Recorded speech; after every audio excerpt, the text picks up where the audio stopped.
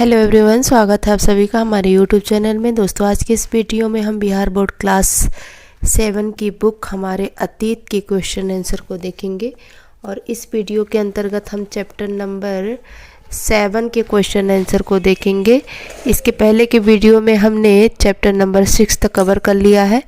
तो आइए इस वीडियो में हम देखते हैं चैप्टर नंबर 7 के सभी क्वेश्चन आंसर। देखिए, चैप्टर का नाम है क्षेत्रीय संस्कृतियों का निर्माण। क्षेत्रीय संस्कृतियों का निर्माण। तो आ जाते हैं पेज नंबर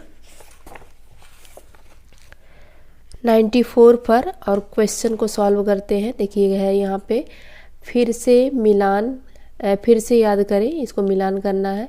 तो ये अनंत वर्मन का उड़ीसा से, जगन्नाथ का पुरी से, महोदयपुरम केरल, लीला तिलकम केरल, मंगल काव्य बंगाल, लघु चित्र कांगड़ा।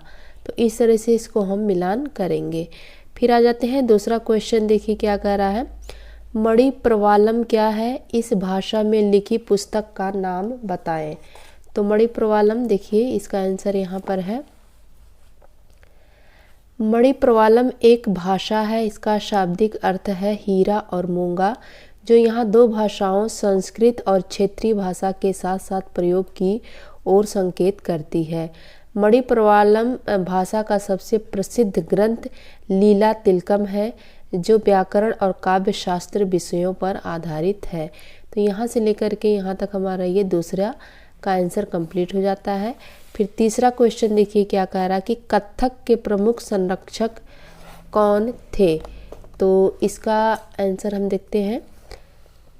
ये तीसरा है, राजस्थान का राज दरबार तथा लखनऊ के नवाब वाजिद अली शाह कथक नृत्य के प्रमुख संरक्षक थे। तो ये हमारा यहाँ से लेकर के यहाँ तक आंसर कंप्लीट हो जाता है। फिर चौथा देखिए क्वेश्चन क्या है, बंगाल के मंदिरों की स्थापत्य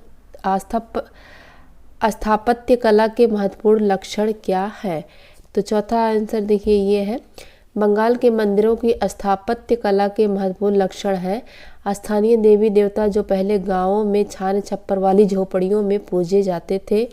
मंदिरों की शक्ल या आकृति बंगाल की छप्परदार झोपड़ियों की तरह दो चाला यानी दो छतों वाली या चौचाला चार छतों वाली होती थी। मंदिरों की बाहरी दीवारें चित्रकारियों, सजावटी टाइलों अथवा मिट्टी की पट्टियों से सजी हुई थी। उसी के अंतर्गत चौथा ऑप्शन डाल करके लिखेंगे, मंदिर और आमतौर पर एक वर्गाकार चबूतरे पर बनाए जाते थे, उनके भीतरी भाग में कोई सजावट नहीं होती थी। तो ये हमारा चौथे का आंसर कंप्लीट हो जाता है।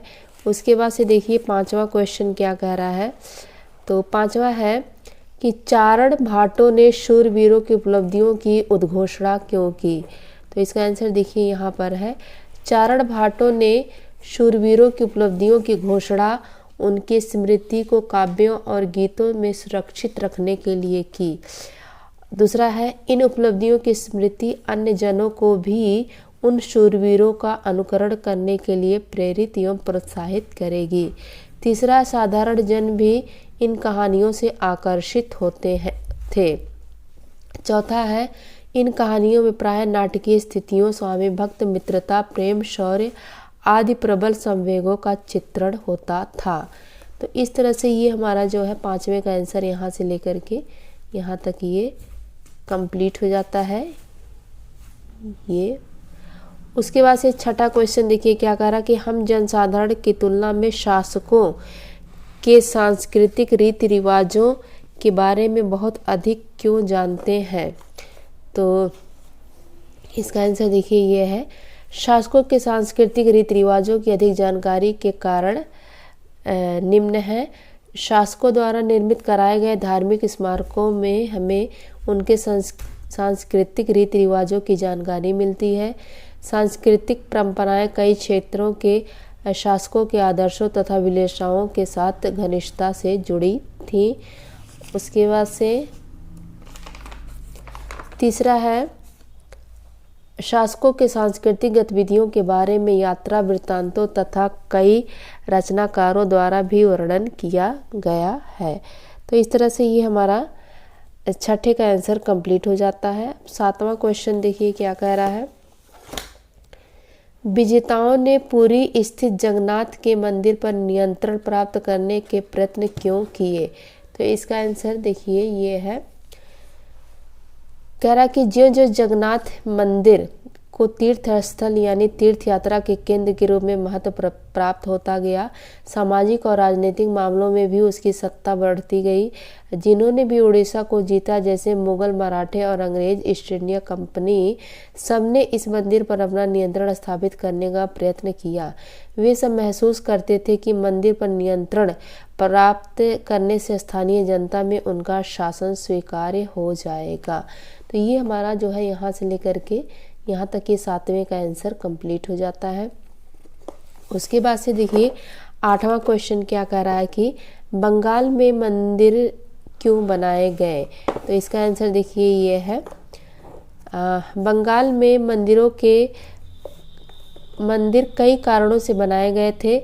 स्थानीय देवताओं के लिए पूजा स्थल बनाने, शक्तिशाली समूहों द्वारा अपनी शक्ति प्रदर्शित करने, निम्न सामाजिक समूहों के उदय और आर्थिक समृद्धि के प्रदर्शन और धार्मिक पर्यटन को बढ़ावा देने के बाद उनके मंदिर बनाए गए। और यूरोपीय व्यापारिक कंपनियों के आने से बढ़ी आर्थिक समृद्धि ने सामाजिक समूहों को अपने